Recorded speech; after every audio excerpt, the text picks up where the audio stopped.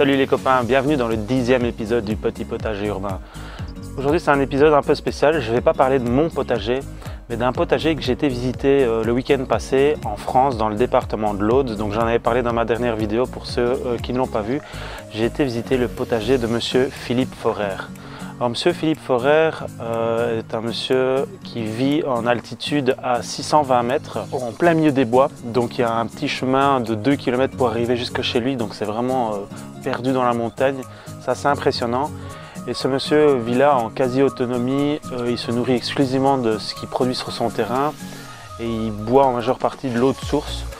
Donc vraiment c'est assez fantastique. Je vais vous laisser voir les images que j'ai pu tourner là-bas. Il m'a donné l'autorisation de publier quelques photos et une courte vidéo.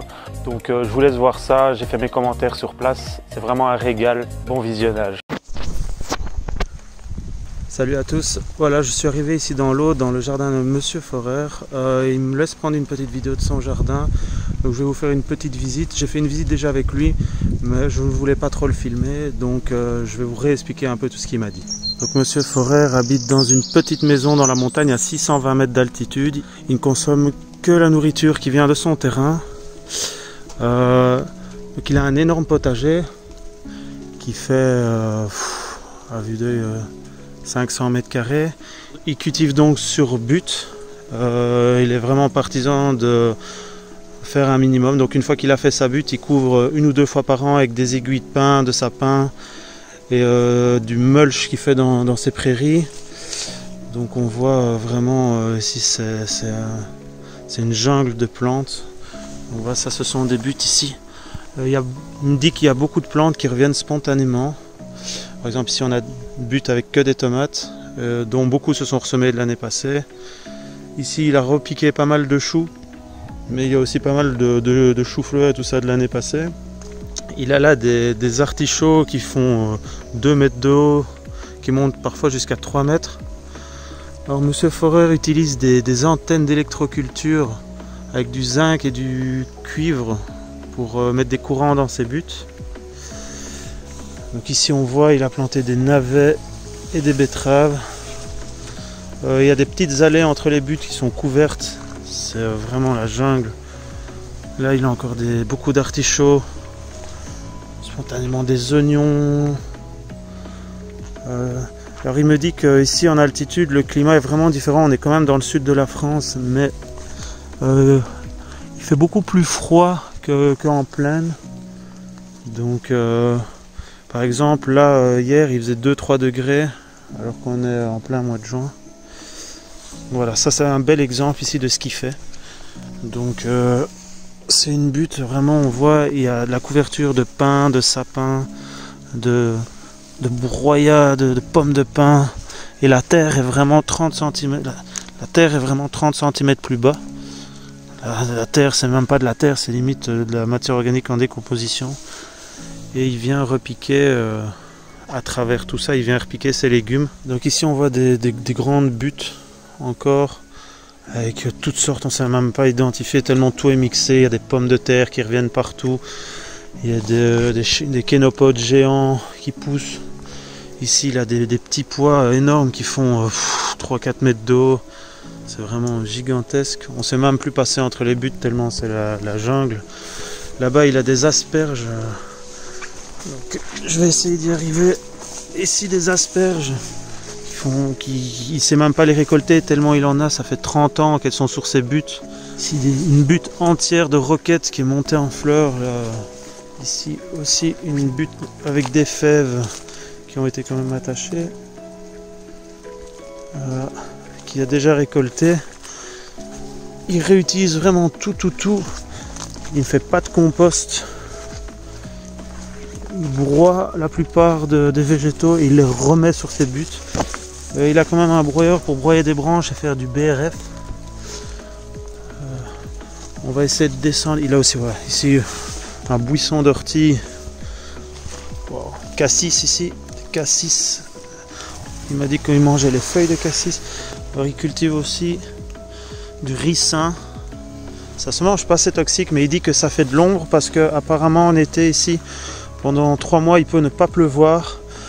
Donc il n'arrose pas, mais il essaie d'avoir des plantes qui montent pour que ça fasse un peu d'ombre, parce qu'il m'a dit que sinon les plantes arrêtaient leur croissance. Ici il laisse monter des carottes en graines pour les ressemer. Il y a des cerfeuilles.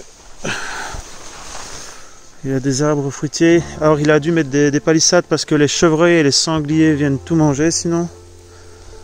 On voit il y a de tout partout. Il y a des pissenlits géants. Ils mangent les racines. On a goûté des racines de pissenlit.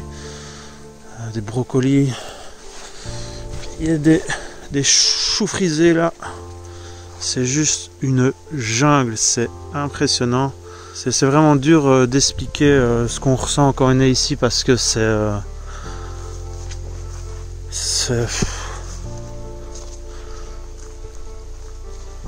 vraiment quelque chose d'unique. Et M. Forer n'achète rien, donc il fait ses propres graines, il réutilise, il reçoit de temps en temps des graines de gens qui viennent lui rendre visite. Sinon, la plupart des plantes qu'il a reviennent toutes seules ou sont semées ou se ressèment automatiquement. Alors ici, une petite nouveauté qu'il a fait avec de l'électroculture aussi, donc il a fait une sorte d'igloo métallique avec des aimants. Il y a 4 gros aimants, comme ça c'est des aimants de haut-parleurs. Il a planté des haricots grimpants et des courges tout autour pour que ça grimpe sur la structure et ça enverrait un courant, un petit courant en fait dans la terre qui serait bénéfique aux plantes. Il m'a dit qu'évidemment après les potirons et les courges pendent et on s'est vraiment rentré à l'intérieur pour aller chercher ici des artichauts qui sont 4 mètres de haut. Même en levant le bras, j'arrive pas à toucher le dessus. Là, c'est tout des salades qui laissent vraiment en bordure de forêt pour que les chevreuils viennent les manger. Des énormes salades qui font 1 mètre de haut.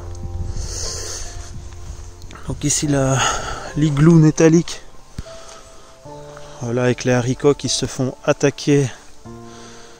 Il a essayé de mettre du charbon et des coquilles d'œufs, mais les limaces et les escargots viennent quand même.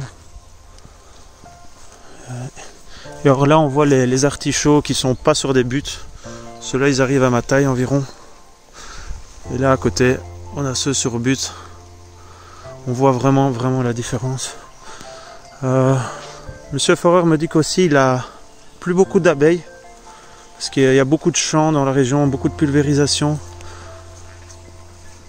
Mais j'en ai vu quand même une là qui se balade. Ici, une petite abeille qui vient dans la bourrache. Ici, il a de la livèche, donc la perpétuelle qui fait 2 mètres de haut. C'est impressionnant. Des beaux artichauts. Au niveau fruits, il n'a pas grand chose. Il a quelques pommes, des figuiers et des prunes. Alors évidemment, en petits fruits, il a des groseilles et des cassis. J'ai pas vu beaucoup d'autres fraises ni rien.